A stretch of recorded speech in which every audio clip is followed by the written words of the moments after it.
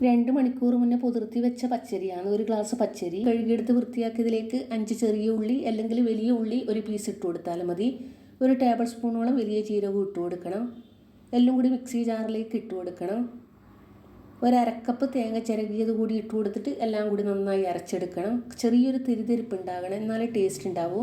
ഇതുപോലെ അരച്ചെടുത്തിട്ട് അതൊരു പാത്രത്തിലേക്ക് മാറ്റാം.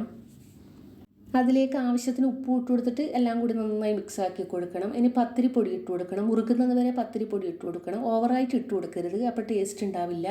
ഞാനൊരു കപ്പോളം ഇട്ട് കൊടുത്തിട്ട് എല്ലാം കൂടി നന്നായി ഇതുപോലെ കുഴച്ചെടുത്തിട്ടുണ്ട്.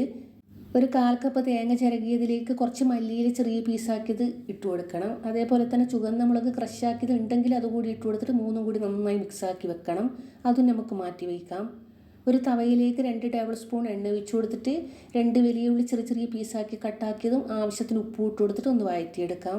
അതിലേക്ക് ഇഞ്ചി, വെളുത്തുള്ളി, പച്ചമുളക് ക്രഷാക്കിയത് 1 ടേബിൾ സ്പൂൺ ഇട്ട് കൊടുക്കണം. എല്ലാം കൂടി നന്നായി വഴറ്റിയെടുക്കണം. പച്ചമണം മാറുന്നത് വരെ വഴറ്റിയെടുക്കണം. അതിലേക്ക് ആവശ്യത്തിന് കറിവേപ്പില ഇട്ട് കൊടുക്കണം. ചെറിയ പീസാക്കിയിട്ട് ഇട്ട് കൊടുക്കണം. 1/4 കിലോ വലിയ ചെമ്മീൻ എടുത്തിട്ടുണ്ട്. അത് കഴുകിയെടുത്ത് വൃത്തിയാക്കിയിട്ട് ചെറിയ ചെറിയ പീസാക്കി കട്ടാക്കി എടുത്തതാണ്. അതുകൂടി ഇതിലേക്ക് ഇട്ട് കൊടുക്കാം. എന്നിട്ട് നന്നായി ഒന്ന് യോജിപ്പിക്കാം. അതിലേക്ക് 1/4 teaspoon garam masala powder, 1/2 teaspoon മഞ്ഞൾപ്പൊടി, 1 ടീസ്പൂൺ കുരുമുളക് പൊടി, 1 ടീസ്പൂൺ ചുവന്ന മുളക് പൊടിയും ഇട്ടിട്ട് നന്നായി വഴറ്റിയെടുക്കണം. അത് 1-2 മിനിറ്റ് മൂടി വെച്ചിട്ട് ഇടക്കിടക്ക് ഇളക്കി യോജിപ്പിക്കണം. ചെമ്മീൻ വെന്ത് കിട്ടണ്ടേ, അതേപോലെ തന്നെ ചെയ്യണം. ഇനി അതിലേക്ക് വെന്ത് വന്നാൽ അതിലേക്ക് കുറച്ച് മല്ലിയില കൂടി ഇട്ട് കൊടുത്തിട്ട് മൊത്തത്തിലങ്ങ് മിക്സാക്കി കൊടുക്കാം. ഇനി ഓഫ് ചെയ്യാം. ഇത്രയും മതി.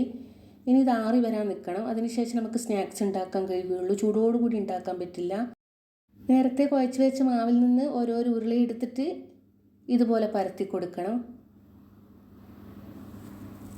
കുറച്ച് എണ്ണ തൂക്കി കൊടുത്തിട്ട് പരത്തി കൊടുക്കാൻ നോക്കണം. കയ്യിൽ വെച്ച് പരത്തിയാലും മതി. ഞാൻ സാധാ ഇതുപോലെ പ്ലാസ്റ്റിക് കവറിലാണ് പരത്തി കൊടുക്കൽ. 1 ടേബിൾ സ്പൂണോളം ഈ ചെമ്മീൻ മസാല കൂടി വെച്ച് കൊടുക്കണം. എന്നിട്ട് ഉരുട്ടിയെടുക്കണം.